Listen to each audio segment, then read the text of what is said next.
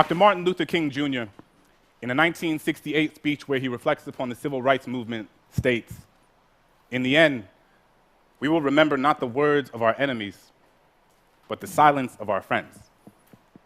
As a teacher, I've internalized this message.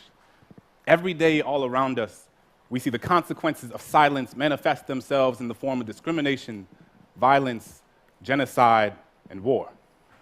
In the classroom, I challenge my students to explore the silences in their own lives through poetry. We work together to fill those spaces, to recognize them, to name them, to understand that they don't have to be sources of shame. In an effort to create a culture within my classroom where students feel safe sharing the intimacies of their own silences, I have 4 core principles posted on the board that sits in the front of my class, which every student signs at the beginning of the year. Read critically, write consciously, speak clearly, tell your truth. I find myself thinking a lot about that last point, tell your truth. And I realized that if I was going to ask my students to speak up, I was going to have to tell my truth and be honest with them about the times where I failed to do so. So I'd tell them that growing up, as a kid in a Catholic family in New Orleans, during Lent, I was always taught that the most meaningful thing one could do was to give something up, sacrifice something you typically indulge in to prove to God you understand His sanctity. I've given up soda, McDonald's, French fries, French kisses, and everything in between. But one year, I gave up speaking. Figured the most valuable thing I could sacrifice was my own voice, but it was like I hadn't realized that I had given that up a long time ago.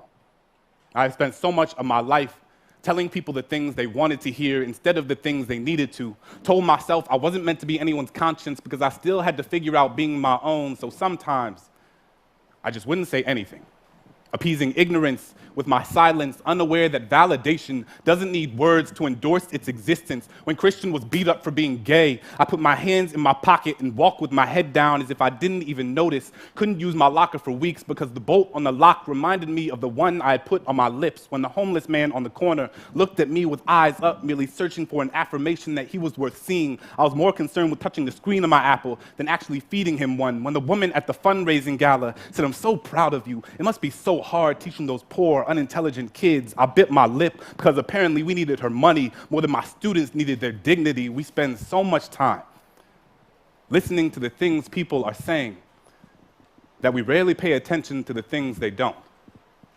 Silence is the residue of fear. It is feeling your flaws gut-wrench guillotine your tongue. It is the air retreating from your chest because it doesn't feel safe in your lungs. Silence is Rwandan genocide. Silence is Katrina. It is what you hear when there aren't enough body bags left. It is the sound after the noose is already tied. It is charring. It is chains. It is privilege. It is pain. There is no time to pick your battles when your battles have already picked you. I will not let silence wrap itself around my indecision. I will tell Christian that he is a lion, a sanctuary of bravery and brilliance. I will ask that homeless man what his name is and how his day was, because sometimes all people want to be is human. I will tell that woman that my students can talk about transcendentalism like their last name was Thoreau, and just because you watch one episode of The Wire doesn't mean you know anything about my kids. So this year, instead of giving something up, I will live every day as if there were a microphone tucked under my tongue, a stage on the underside of my inhibition.